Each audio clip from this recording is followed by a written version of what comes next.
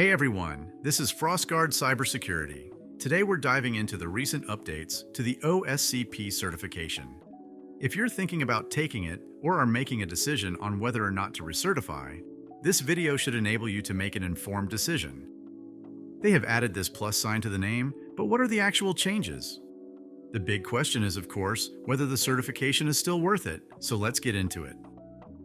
So, before I continue, please remember that these are only my opinions.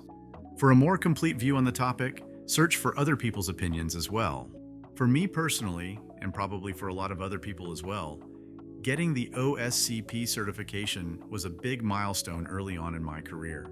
But even now, when I look back at it, this cert was probably one of the largest milestones of my career, especially when it comes to my mindset about pen testing. It went from being something that I thought only smarter people than me could do, to realizing this was absolutely achievable if I applied myself to it. First, let's take a look at what the major changes actually are. Firstly, the Active Directory portion of the exam will be enhanced. In practice, this means that the new exam format will feature an assumed breach scenario. This is pretty much the go-to test scenario for all pen testers. So this sounds like a good modernization of the AD part of the exam. Then, the bonus points that candidates could previously earn by doing homework will be removed. Third, the OSCP Plus designation is of course added, which will have an expiration date set 3 years from when it is issued. And lastly, this all-important plus sign can be renewed by either passing the recertification, taking any of the qualifying certifications from Offsec, or successfully completing Offsec's new CPE program. In general, it is only the requirement of a renewal that I disagree with when it comes to these changes, but that is also a major part of this update. One important thing to note is that taking the OSCP Plus certification also gives you the regular OSCP, which still has no expiry date. This means that if you let the Plus expire, it will fall back to being a valid regular certification, which you will never lose.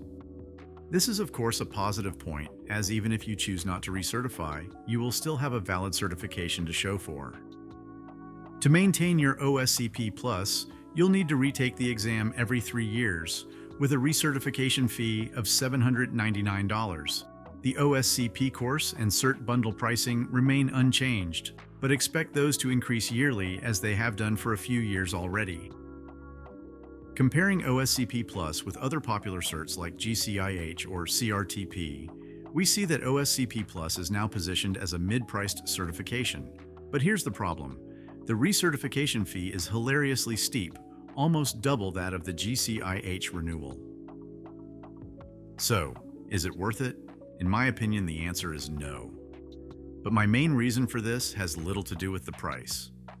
Even though I know that this certification is a big hurdle and challenge for people that are starting out in the field, when I now look at my own exam report, the topics that were tested were very basic.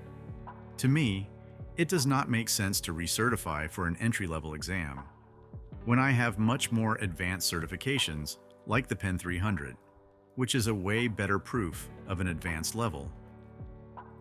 In my opinion, any penetration tester with 3 years of experience in the field after getting their OSCP will have much better value by spending those $799 on other specialized certifications to either widen or deepen their expertise.